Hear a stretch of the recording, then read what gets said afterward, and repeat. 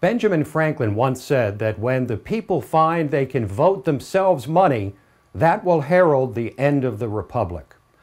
These words are haunting, even chilling for many who are trying to process the results of an election in which voters, disgusted with the status quo, voted to retain the status quo and secure the uninterrupted flow of government benefits which are apparently more important to them than anything else. Have we just witnessed the end of the republic? It's not like we will soon live in another Soviet Union, but we've decided that France or Spain or Greece will do just fine. This is the new America.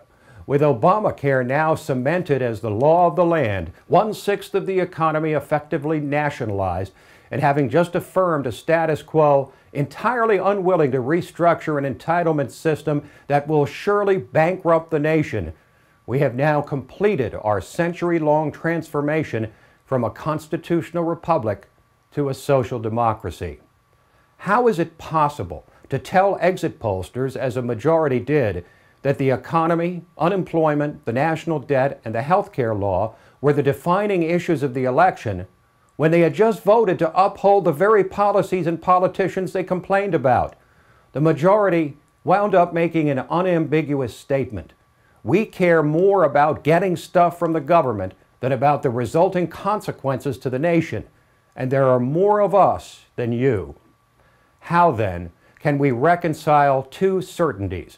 The long-standing American view, proven repeatedly, that limited government and free markets are the only viable paths to free people, to restored prosperity and greatness, and that a minority, and a shrinking minority to boot, actually believe or care about that anymore.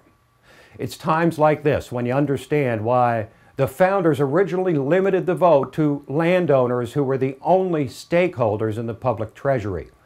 But that was as long ago and far away as our fathers' America seems right about now. And there are only two possible paths for those of us who've been driving home the constitutional message.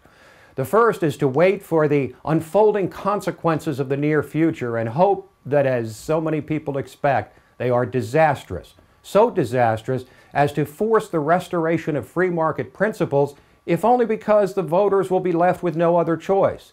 But wishing disaster upon the nation we love is, of course, self-contradictory. The second path is to boldly discuss the roots of poverty and sell our principles hard to audiences who have traditionally been unwilling to embrace them. If we really, truly believe in small government, free markets, and the enduring and metaphysical value of liberty for all of our people, then we must be willing to try and persuade more and more of the Black, Hispanic, young, and single female voters who constitute the emerging American majority. Thomas Jefferson was among the founding fathers who wasn't sure the great American experiment could last beyond a generation. Instead, it lasted 236 years and turned America from a colonial backwater to the hope of the world. We can either sit back, be grateful it lasted this long, shed a tear for bygone days, and retreat further into our cocoons with the dwindling number of like-minded constitutionalists. Or, despite our pessimism and despair, we can employ our principles more forcefully than ever and fight against all odds to recapture the heart of America. Here at OneGen, we opt for the latter.